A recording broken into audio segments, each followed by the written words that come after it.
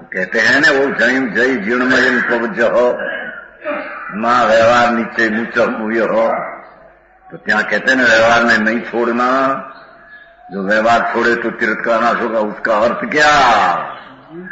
राग आदि भाव व्यवहार आदि है, पर्याय है, चौदगुण स्थान है, ऐसे न माने तो व्यवहार का नाश होता है, माने नहीं तो आदरणीय नहीं। समझ में आया? व्यवहार न माने तो गुण चौथों पांचवां छठा सातवां आदि जो गुणस्थान का भेद पर्याय है उसका तो व्यवहार है, तो भेद ही नहीं रहते। तो भेद है आदरणीय है ऐसा भी नहीं, और भेद नहीं है ऐसा भी नहीं है। समझ में आया?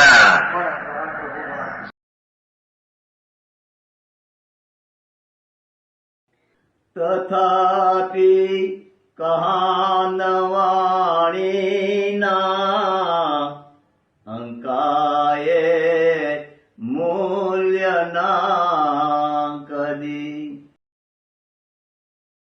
तथापि मातवाणी ना अंकाये मूल्य ना कदी। परम कृपाळु पूज्य सद्गुरु देवनो जय हो। प्रसामूर्ति पूज्य भगवती मातनो जय हो। जिनवाणी मातनो जय हो।